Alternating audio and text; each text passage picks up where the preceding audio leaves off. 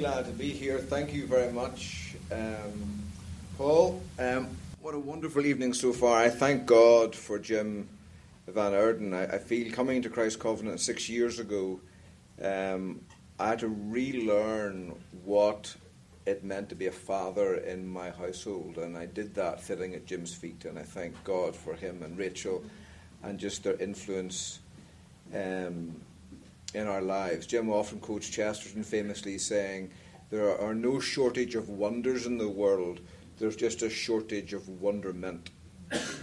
And if ever you get a chance to go to the homestead, it's a magical place full of wonderment, and it's watching Jim getting down on his hands and knees with Eddie in the herb garden, smelling the herbs and seeing Eddie's eyes light up is a wonder to behold. I thank God for you, Jim. It's a great joy. That's the first time I've heard my congregation have spoken again and again about that talk that Jim has given in our Sunday school class. But because we have two services at the moment, and our Sunday school runs during one of the services, I've never heard it, so it was a real joy tonight, Jim, and I'll take those words home with me to my own family. My goodness, what an encouragement.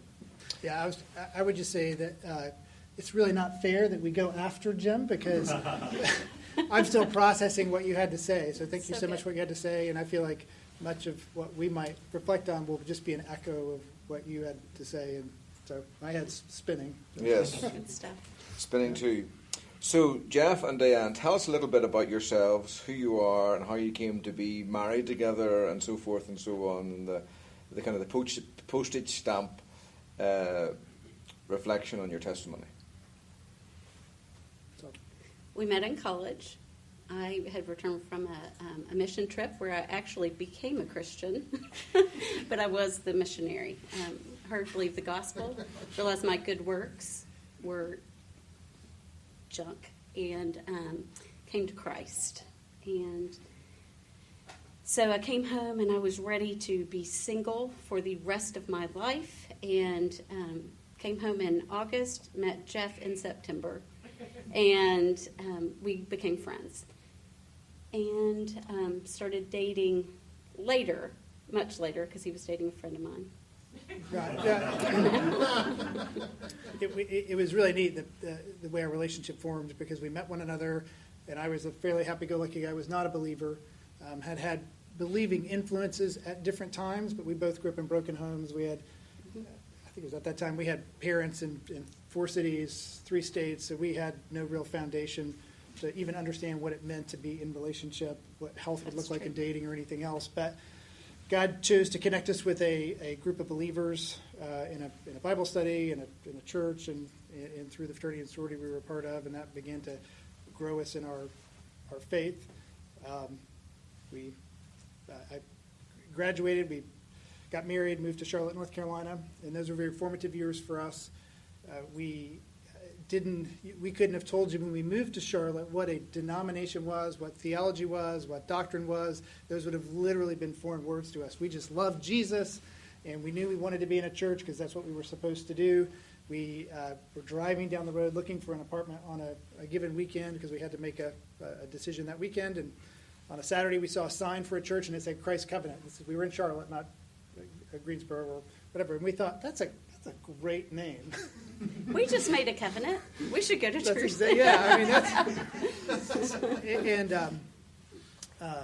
It went to the church the next Sunday morning. Happened to be a Presbyterian and PCA church, and Harry Reeder. Yeah, Harry Reeder, and it just our lives just exploded from there spiritually. For me, it was all brand new. It all made perfect sense. For Dianne, she was being challenged in everything she grew up doing, because she grew up in the church, but not in a more of a rural Christian church, and so a lot of the doctrines and theology were new and different, but God even used that to grow us in our marriage and our relationship. So let me press pause there a second. It's just a thread to pull. So Tim Keller famously said that you always marry the wrong person, right?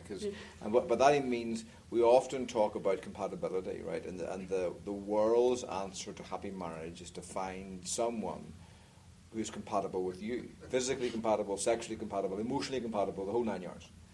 Which is actually, if you think about it, a profoundly selfish way of entering marriage. If I can find someone who kind of fits with me like a jigsaw piece, then I can be happy, right?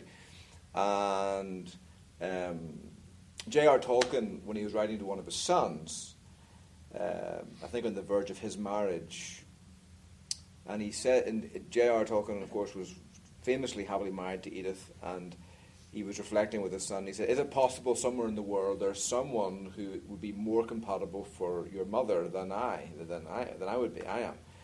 And he said, as painful as it is for me to admit that, the chances are there would be.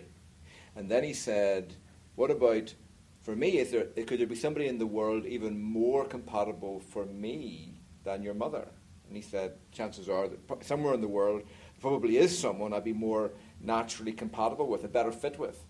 But he said, I'd be a fool if I thought I'd be more happily married to that person. Because the secret of happy marriage is not finding someone who's compatible with you. It's in the willingness to make yourself compatible to your spouse. To form yourself to them and be compatible to them. When we spoke, I didn't warn you going to ask that question, but spontaneity is the name of the game. So, yeah, right. And that is good, because some of the only marriage advice I ever got was be the right person. You know, once you make your choice, you be the right person. And very good. Be committed to love. So talk about that in the early years of your marriage. How did you battle through as you realised, goodness gracious me, I'm married to a sinner? And that's going to be a bit of a shock for us all, yeah. And for you too, Jeff. How did you learn to die to yourself and live to Christ in your marriage in those early years? Ironically, our first years of marriage were not our most challenging, because we had come from such brokenness. And I know you mentioned that learning from, and part of God's common grace is that we learn from evil situations, from bad situations. And I think we were so pleasantly surprised, and God was so gracious, that the first years actually weren't our hardest. It was once we had children. That was and all of a sudden we couldn't be together all the time, or we couldn't do certain things. But that growth that you were talking about, going to church. So the early years were honestly for us easy, and that's not always the case. Sometimes, like, day 32 is like the hard day, and sometimes it's not that. But for us, it was kind of after we'd been married a couple of years, there were some family challenges, and then kids come along and things like that. But God was immensely gracious to us, and one of the things we did early on is we spent some time talking about what's the end game, meaning what are we headed towards? Kind of the dot and the line a little bit, but it's actually, you've probably heard the same thing. The dot is kind of what we're wound up in at the moment, and kind of what's right in front of us, or our belly button. But the line is kind of the long game, and that's what God was. This wasn't wisdom coming from us, and really nobody around us really saying a whole lot about that, other than we just had the conviction that we had to decide what were we headed towards should God grant us those days. So if we were going to have literal or proverbial literal rocking chairs one day, what did we want to be sitting in those chairs reflecting on? And those decisions we made in the mid-'90s, unbeknownst to us, absolutely shaped how we even walk today in marriage, and then shaped how we walk with our children, et cetera. So that's such a testimony to the Lord, because we didn't know enough to be intentional. But once, especially Jeff, he came home from work one day and said, let's get out of debt. I was like, okay.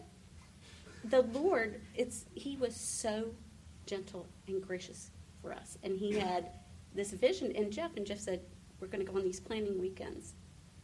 And I fought it tooth and nail.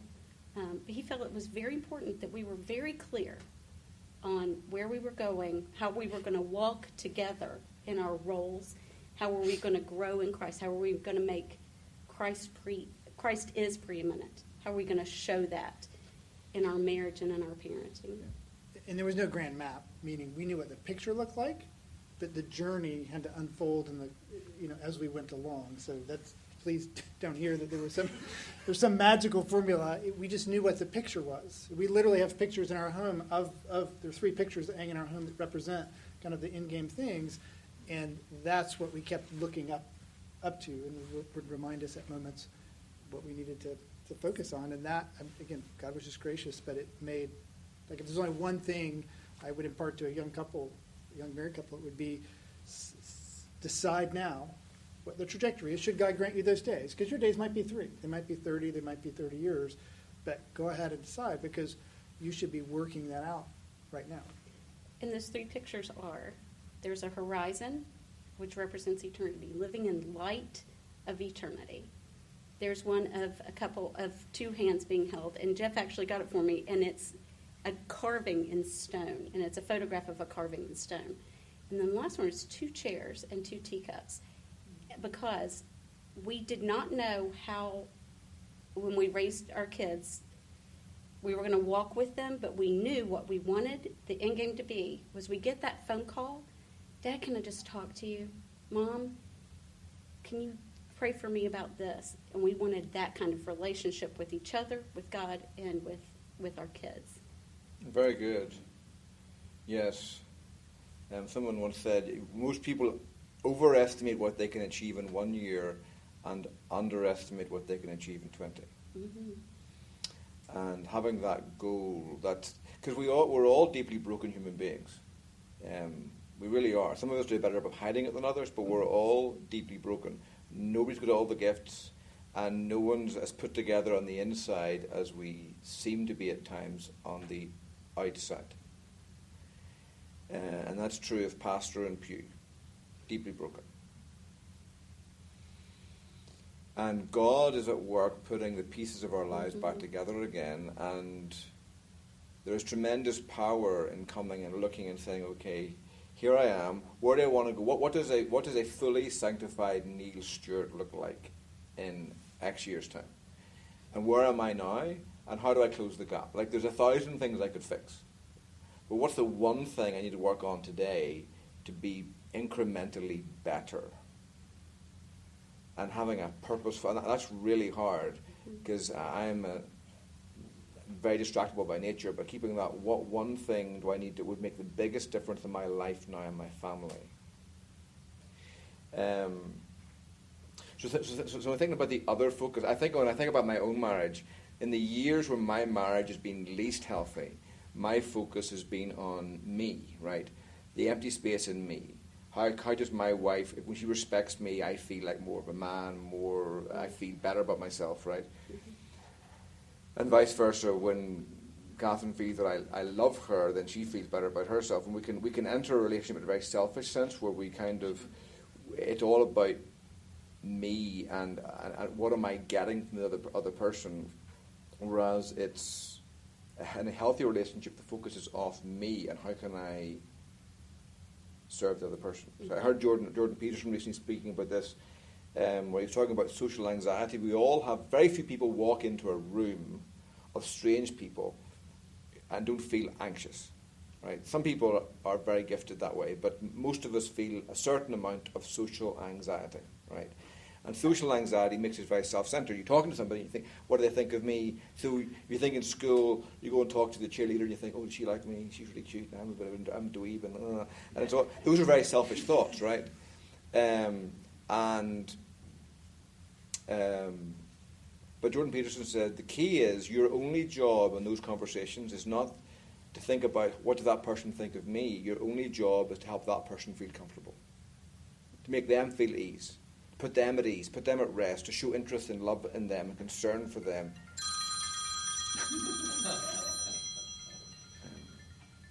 That's not very loving if you decline. I think my son is staying at that house tonight. I hope they haven't burnt the house down. But hopefully he'll try the other number, which is my wife's. So we'll talk about that dynamic about in marriage, getting the focus off yourself and serving the other person. Uh-huh. Anything spring to mind? Yeah, Jeff Chinery springs to my mind, because I think that is, as he was intentional, or we were intentional, what we would say would be, we felt like God wanted us to do in our household. He has demonstrated such Christ-likeness in grace. One of the hardest times in our marriage was, and this is going to be an example of that, we were entering a new stage with some of our children, and so there were new people coming into our lives.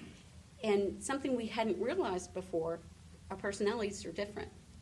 And when we see something unusual and we don't quite understand it, Jeff steps back and says, I wonder what that is. I lean in. I go in. I say, wonder what's here? What's going on here? And when we did that, it became very stressful for us, for our marriage and our family life. And so we sought counsel and about what to do about that. But it was a great learning point, because one of the things that happened was that my role as wife, if I had not thought about that, that's what helped to right us. His graciousness in handling it, his patience, his kindness, his time in protecting me, in stepping in and pulling me in, and I was talking about it, and quite frankly, his forgiveness, where I'd gone ahead in a way that was not, I would say, was against what we were about. So that Christ-likeness really, really encourages my faith, that I don't have to be afraid to go to Jeff. He points me to Jesus, and not necessarily, he is our household head, and he brings me to Jesus. And that is a beautiful thing to experience, unlike any other, I would say. Yeah, a little bit of a different angle, or relatedly, we were beginning from nothing. Like we did not know anything about being husband and wife. We didn't have any foundation. We say we didn't have anything. Like that's not an understatement. No, it's not. We can't recall. Jim, I love every time I hear a man or woman talk about something that's been imparted to them from their parent. Like I'm joyful for you, but like neither of us could share anything with you that was ever imparted to us. So the good news is we had a blank slate. Like, all right, what do we do here? And we asked the question again in those early days: what do we want our marriage to look like? And let's think about who are those married couples around us who are down the road that we could emulate. Not that we want to be exactly like them, but they've got something that we would like to potentially reflect.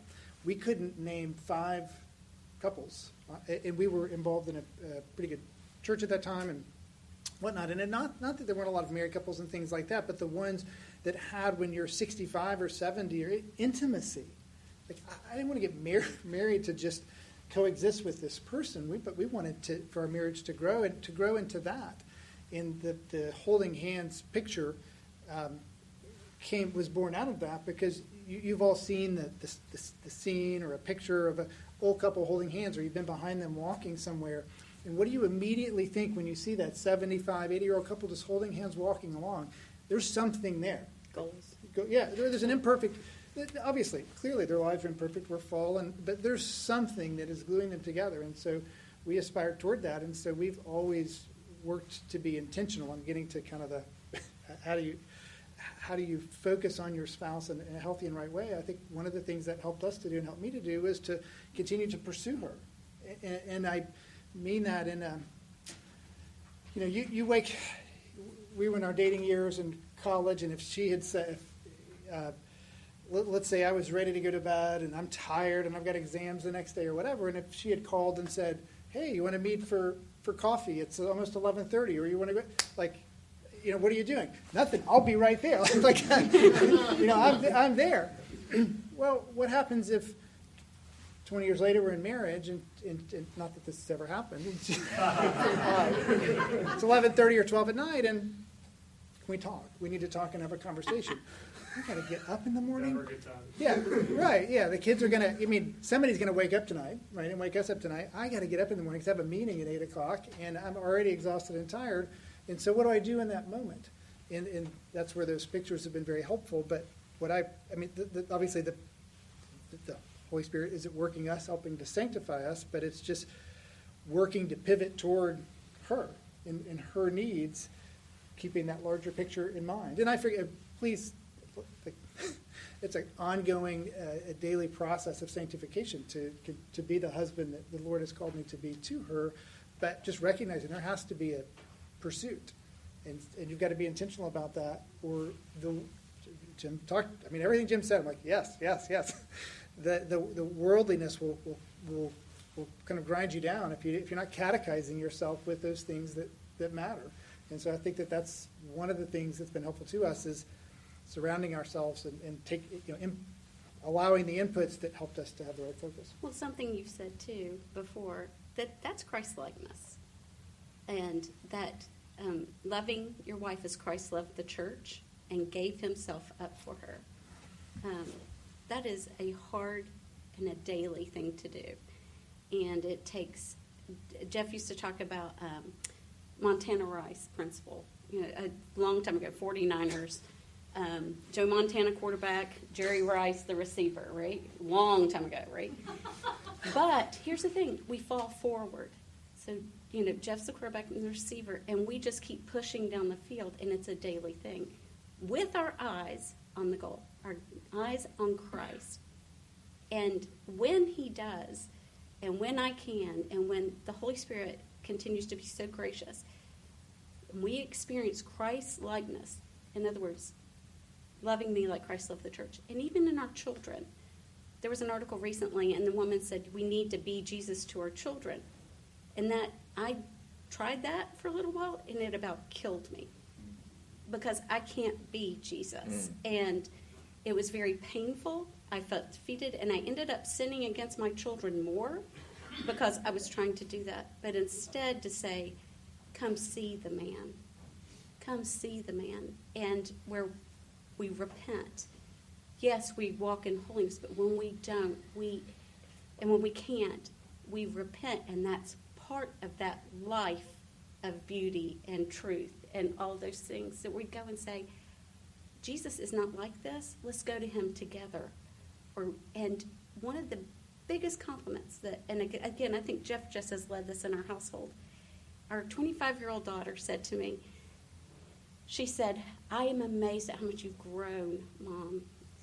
And seeing with the subsequent kids that have come, she said, you're so much more patient than you used to be, and so much more, and talked about my growth, not you were the perfect mother. And it was just that, and I thought about that, Montana Rice principle, that to the glory of God, you fall forward every day and you get up and you repent and you walk together because what you want to see, and she said, this encouraged my faith because I'm failing as a wife. She's one of the newlyweds. I fail as a wife so often. Well, yeah. She said, but I know what to do. I know what to do. We go to Jesus. Very good.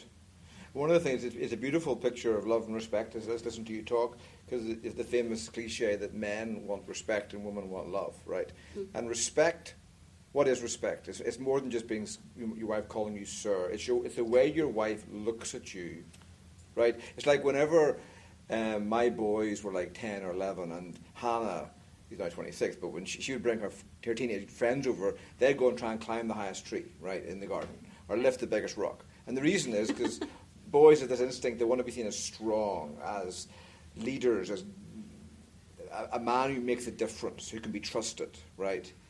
It's why they watch James Bond movies and Jason Bourne movies, or those kind of figures, the heroes, or the gladiator. That's the manly image, right? And all men want their wives to look at them with that attitude. If we're in a pinch, I trust you. You will know the right answer. You'll take me in the right direction. You'll make the right decisions. And you'll protect me. You'll provide for me. Come with me. That's respect, right? And respect comes when what men hunger for is a wife to look at them that way and treat them that way. And women want love. They want companionship, right? So they don't want a husband to fix all the problems. They want someone to listen to them and be with them and help them process their pain, right?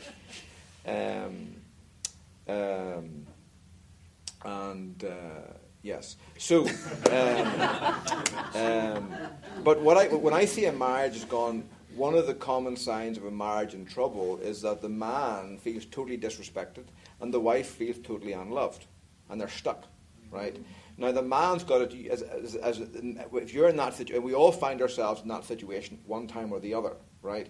When you're in that situation, men, you've got to start leading. A lot of men feel, it's a bit like if you've seen Band of Brothers, and that the tale of two leaders, Captain Winters, the great leader, but before that there was Subal, who was a terrible leader. He was self-conscious and insecure and a fear biter, and it was just terrible. And the men hated him, right? And when the men don't respect you, how can you lead men into battle when they don't respect you? It's a terrible situation. So men, you get into this situation where you've messed it up, because by and large, if our wives don't respect us, we're often to blame.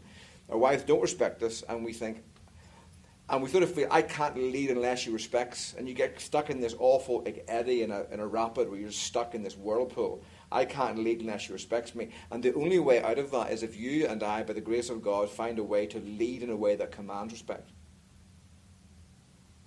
To fall forward, as you said, and then your wife will start to respect you again. But you can't wait for her to suddenly start magic respect out of midair, and then you can go, I can lead again now. You've got to lead and lean forward and lean in. That's what men are and do. Even Jesus in Laodicea, he's locked outside the church door. They've locked the door to him. What's Christ doing? He's not pouting. Behold, I stand at the door and knock. If any man opens, I will enter and sup with him. Right? And that's manly leadership. Even when the door is locked, we're knocking on the door, patiently, lovingly, re-engaging. And you're a beautiful picture of that, the two of you. So you made the comment, we talked about that, but we haven't got all night to talk. So you made a beautiful comment that when children come along, that's when the real challenges happen. And that's actually probably our testimony as well. So how did children test you in your marriage, and how did you respond to that test? So I have we don't have all night, so we'll make abbreviated comments. But 13 minutes, 12 minutes. They were challenged in many ways. But one of the things, and again, we had the benefit of having that blank slate. So there was there was God's grace in that, in very early on, and I don't remember even the moments we had this conversation. We kind of concluded this, but it was a burden to us. We understood that the best way we could bless our children was our marriage. It was almost an epiphanal moment when we're having this conversation. And so back to those pictures and back to kind of those foundational elements. So that's what we focused on that has helped us know that the priority is obviously the relationship we have with the Lord, but then it's our marriage that will be, our healthy marriage in our fallen state and with all of our sanctification will be the biggest blessing we can give to them. Now, that was easy for us to conclude because we didn't have that. But that's been huge because our children, we love our children. But from early on, and we've had challenges and struggles, and maybe you'll a lot of those, but our goal is never to make our children happy. It still isn't. We want our children to be profoundly happy. We want them to experience all the blessings that the Lord would have for them, but we spend zero energy trying to make them happy. We early on, the Lord said, I'm the center of your home, and we made him the center of the home, and our marriage is wrapped around that, and then our children there.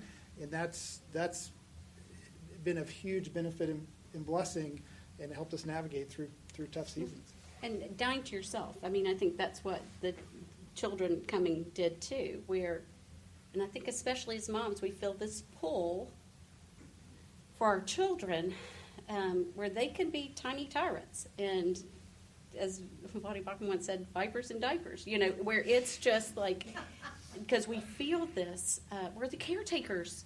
We've got to raise these children a certain way.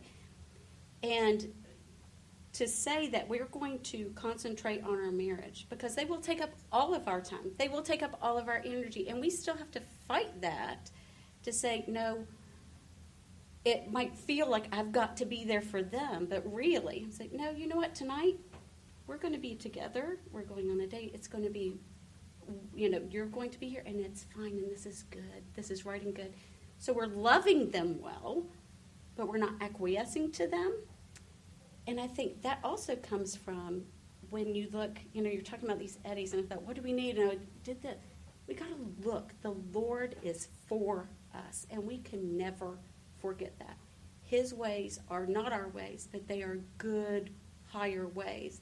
And a lot of time that means we have to fight our emotions and think about how do we enhance our marriage? How do we make our marriage strong so we can parent together?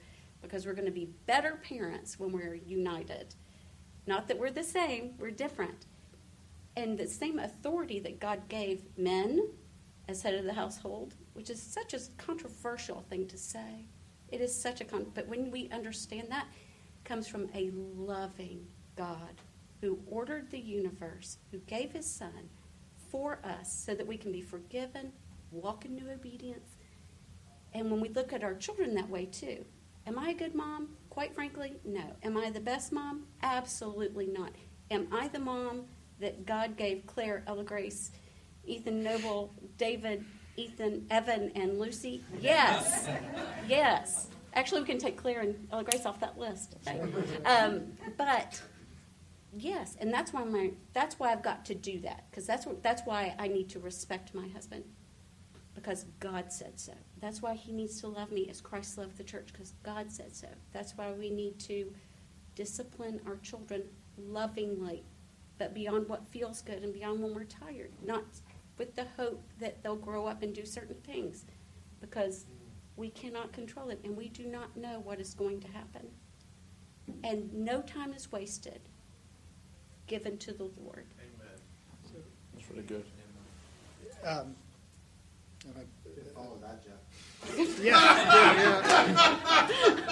So, speaking personally, in terms of failure and struggle, honestly, I would say a great deal of the challenges we've faced in marriage or in relationship have been when I've abdicated my role, when I have stepped away, when I have chosen not to have the conversation 11:30 at night or whatever. Conversely, I think, what does that look like to have develop that respect or be the gladiator? Every marriage is different. Every couple's different. Every set of personalities is different. But for us, that was getting up at 3 o'clock in the morning to change the diaper and bring the baby to her so she could nurse. I mean, that was, that was very loving. I did appreciate that. Yeah, but those, we look for the bigger moments, and when Jim was speaking, sort of wrote this thought down. We look for all the bigger moments. But here's what I wrote down when you're speaking, Jim, because again, my mind is still spinning. Parenting outcomes are the collection of ordinary little things, not the extraordinary. And the same thing from a marriage perspective. It's not like you have moments like that are amazing with your children, that you're standing at the seashore and reflecting on God's majesty and all these things like that happens. But those in marriage and in parenting, it's the little things that I think develop the respect, that show the love. I mean, a great date, going to a great restaurant or whatever. That's like you're good with that. Yeah, Most I of the time. love that. That's my thing. Yeah, but it's the little pieces leading to that, or I would say, because you've echoed this, it's the little pieces, the bringing her a Diet Coke because I ran through Chick-fil-A on the way home means as much, I think, as the anniversary dinner. And it's sincere. It's sincere. And that's part of it too. It's got to be so sincere, and it is those little things done in love that are great things. But back to we look at the failures, and we can talk about those for sure. But a lot of them hinge on my abdication when I stepped back or chose not to engage. Yeah, that's very good. I think for me, why children, because there are different chapters in marriage, but as I've counseled, I've seen so many couples where the wheels really began to come off the bus when the children came. And I think one of the reasons is because, as Augustine said, sin is disordered loves, right? So we sin because our loves are out of order. We don't love first things first and second things second and third things third. We get them all higgledy-piggledy, which is essentially the essence of idolatry, where we allow created things to control us the way only God should. And so we tend, for Christians, we think of idols. Idols fall into two large groups: bad things we shouldn't want at all. But for Christians, that's generally not the biggest source of idolatry. By and large, it's good things we want too much, right? Our wife's respect, our husband's love, our children's success and faithfulness. And so if a wife loves her husband, if a wife needs her husband to be the spiritual leader that Jeff is in her family, but he's not, and that eats at her like a ravenous rat, and but she needs that more than she needs God, then suddenly her husband's godliness has become an idol. So an illustration that I was using, Hannah, my eldest, hates me for saying this, but she always rolls her eyes. So she says she rolled her eyes in the warmest possible way at the back of the hall. But she's 26 now, and she was 14 here, so it's okay. So whenever we were in Savannah, and Hannah back then, she's doing so well now, and I thank God for her, but she was very obsessed with her appearance. She would work out in the morning and Facebook and exercise and everything else. It was 4 o'clock on Saturday afternoon. I'm going to the study to prepare my sermon, and Hannah is straightening her hair. And I asked her, have you had your quiet time yet, Hannah? And Hannah goes, I'll do it later, Dad. Well, the top of my head blew off. And I gave her this long lecture about loving God and so forth and so on, and the first commandment and everything else. And I was quite cross about it. And as I walked away from her, I felt the Holy Spirit say to me, I didn't hear her voice, but it was my conscience, which part of the wrath of man does not produce the righteousness of God? Don't you understand? I thought. But I'm concerned about her godliness, God. And is that not something I should be angry about? And God said, yes, you should, but the problem is you wanted her to be godly more than you wanted me to be pleased. And in that moment, your anger, rather than becoming a life-giving thing, became a death-giving thing, a bloodthirsty thing. Idols always command blood sacrifices. Whereas the true God asks you to die to yourself for others, idols will always ask you to kill others for yourself. And that's, I think, why children make it so difficult, because it immediately produces not just my idols and my wife's idols, but I idolize my wife and she idolizes me by nature. We idolize what we love. You bring in children and suddenly you've got a whole rake of other things to idolize. And then my wife isn't just idolizing me, she's also idolizing them, and that's when the real fun starts happening and the wheels come off, and it's a challenge. But that's a whole discussion. But if you want to know where your idols are, most people, so that's one of the things that really it's been in almost all my pastoral counseling. Most people have, you think of a tree, you've got the trunk, branches, twigs, and leaves. The leaves are your thoughts, words, and deeds, right? And most people start trying to beat the bad leaves off the tree. And they don't realize that the leaves attached to twigs, attached to branches, attached to the trunk. And most trees have one or maybe two major trunks, right? And there's one or two reasons behind why we do all of our sin. And if you don't realize that, you'll never really get to the heart of, and that's when I do marriage or premarital counseling, I always begin with getting the God question right. Because if you get the God question wrong, you'll get every other question. You'll not get any other question right in your life and in your marriage.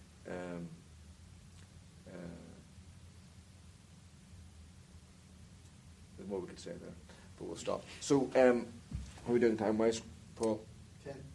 10 minutes? Okay.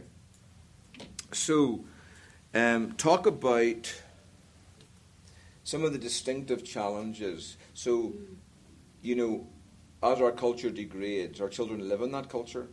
And so, our children by nature speak to us the way we would never maybe have dreamt, or our generation would never have dreamt to speak to their parents, who in turn, going back, not idolizing the past, but there's definitely some of that going on in our culture today. Mm-hmm.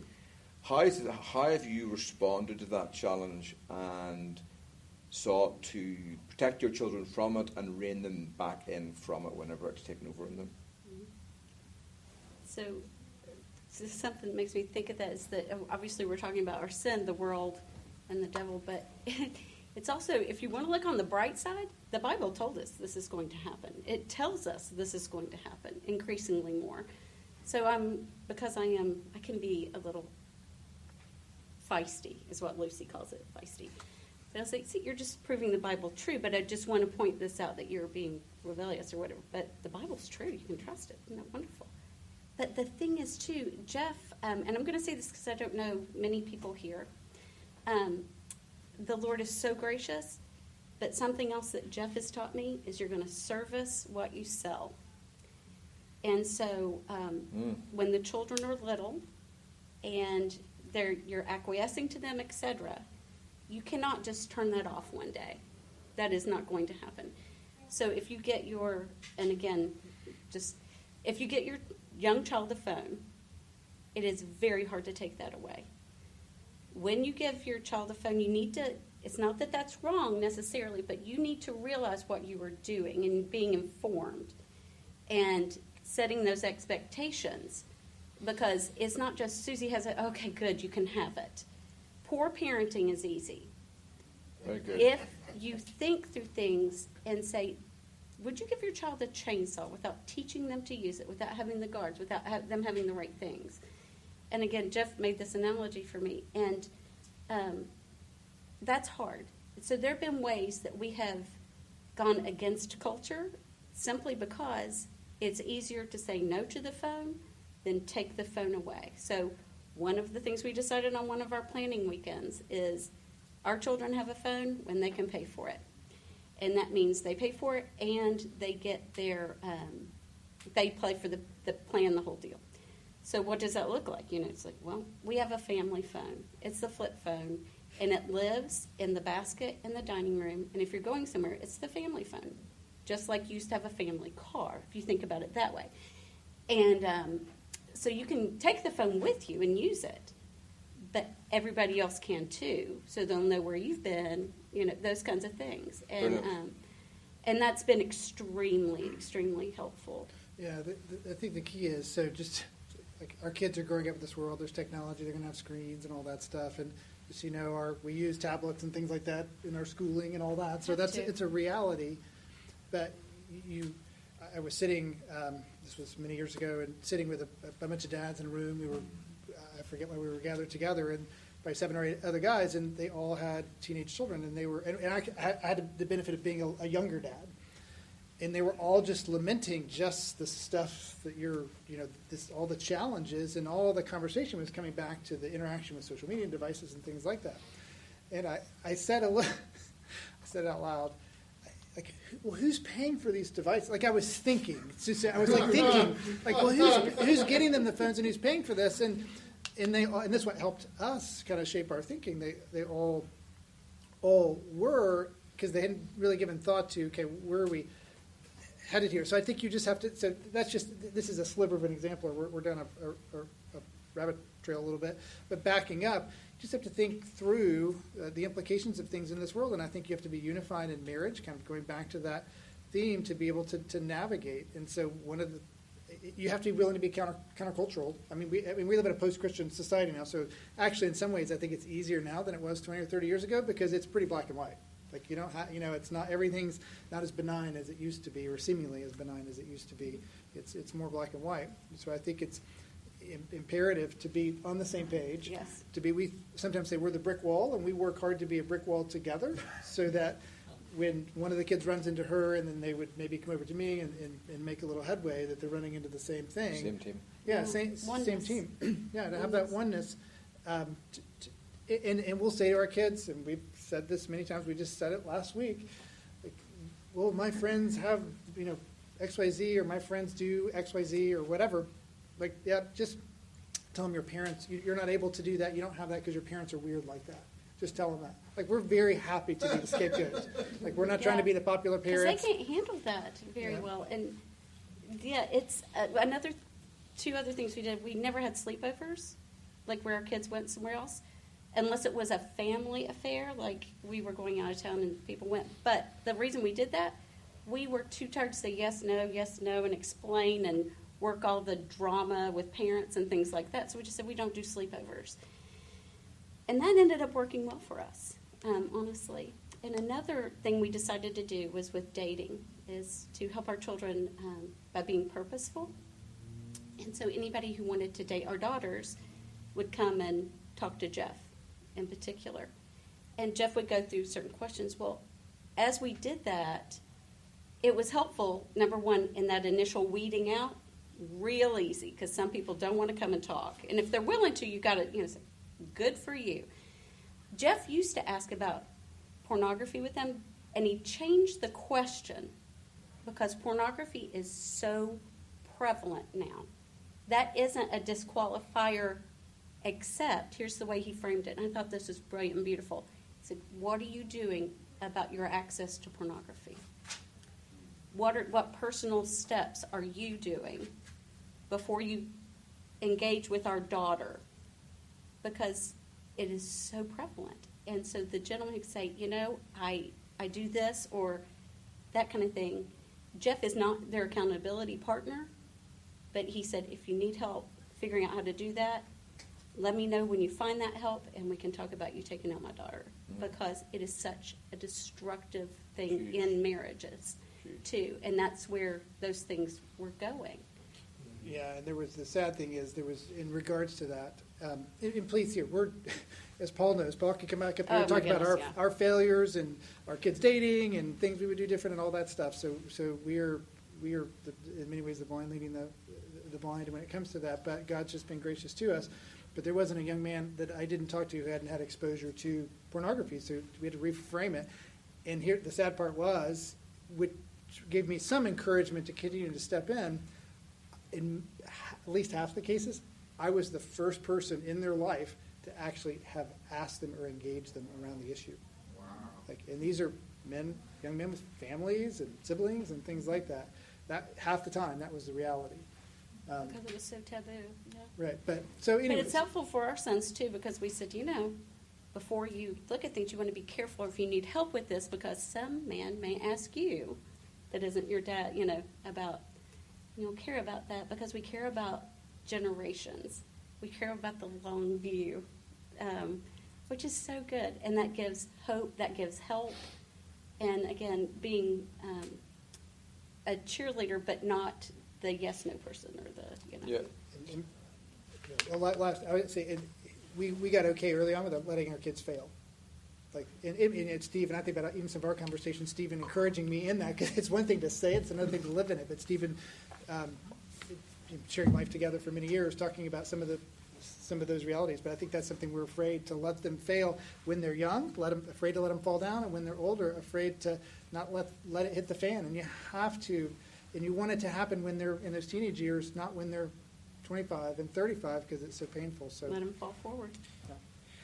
So let me try and put a bow on this. That's so helpful, my brother and sister. So if you're sitting here, I'm paid to do this well, not interview people, but actually be a good parent. And I'm listening to this and thinking, I'm not doing that, I'm not doing that. I'm not doing that. And I've never even thought of doing that, my goodness. So I'm kind of crawling off the stage now on my hands and knees. So if I feel that way, I can only imagine how the rest of you feel out here in the audience, okay? So, to encourage you in one sense, so the thing that impresses me about Jeff and Dianne, and I've just only met them this week, is, it said there are three types of people in the world: those who those who make things happen, those who watch things happen, and those who ask, what just happened, right? And too often I'm that guy, right? I'm not observant, I'm passive, I'm not taking action. I allow my office gradually to deteriorate into a cluttered mess of piles of books and papers and everything else, right? But so all of our homes are a bit like that, and we tend to go through, we wax and wane, right? But one of the wonderful things about the human brain is that if you sit in a room, like my office, right, which and I'm not Mary Como, right? So if you sit in my room, you think, how can I make this office better? What can I do in 15 minutes to make this office better? Immediately your mind gets to work. Pile of books over there, there's receipts over there, there's, I'm not going to lift the roof. I'm not going to make it a bigger office. That's beyond my skills. But what can I do quickly to make things better? Well, one of the things as men, one of the habits we need to have, and need to do it regularly with our wives, is to sit down and have a State of the Union address and say, what's working, what's not working in our homes? What can we do to make things better? And make a list. And there will be a list.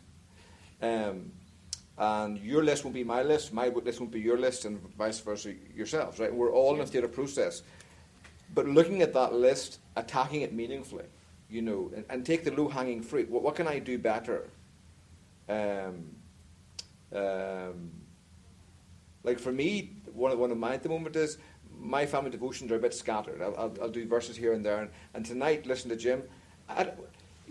Just working through. My wife does family devotion with the young children in the morning and part of homeschooling.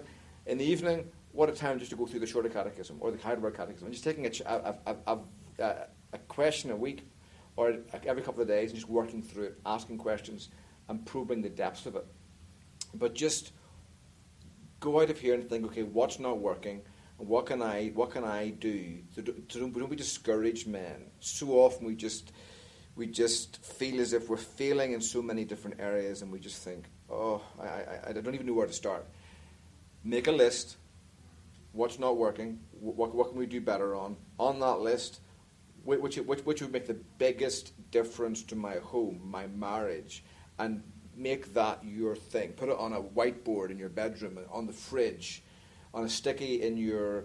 for me, one time when I'd come home and I'd be stressed out because the sermons weren't written, and I had all this stuff in my mind that I hadn't done, and I'd come home in bad mood. I just put a locational reminder on my phone. When I got into my driveway, it dinged and said, "Bring the sunshine." When you come, just sit in the car, leave all the manure in the car, give it to God, thank God for it, and go in and be a joyful father and bring a joyful present into the home, right? Try and find what one thing can I do to move the bar forward, and pray about it with your wife in your devotions, and lean into it until God gives you some measure of mastery. It's like when you go for a golf lesson. If you've ever played golf before, the pro doesn't tell you what your swings, a disaster. I'm sorry. I mean, this is wrong, and that's wrong, and this is wrong, and that's wrong, and that's just your takeaway. Never mind your fault. I mean, so he'll tell you, what one thing do you think about in the next few rounds? Whenever Gary Player went into the last day of the Masters, he was in the lead, which is the kiss of death, of course, and he goes into the last day of the Masters, and his friend Lee Trevino put a page on his locker, and it just said one word: rhythm. That's all Lee Trevino wanted Gary Player to think about in that last round: rhythm. Don't lose the rhythm of your swing. And he won the Masters. And men, your job and my job as men in our household is to define what is the one thing that we can do more of, differently or less, to move things forward. Not 10 things. You can't do 10 things. One thing. And if you can think about that and pray about that, and talk to your wife about that, I promise you, things will move forward by the grace of God. But we're all a work in progress, and none of us have it all together.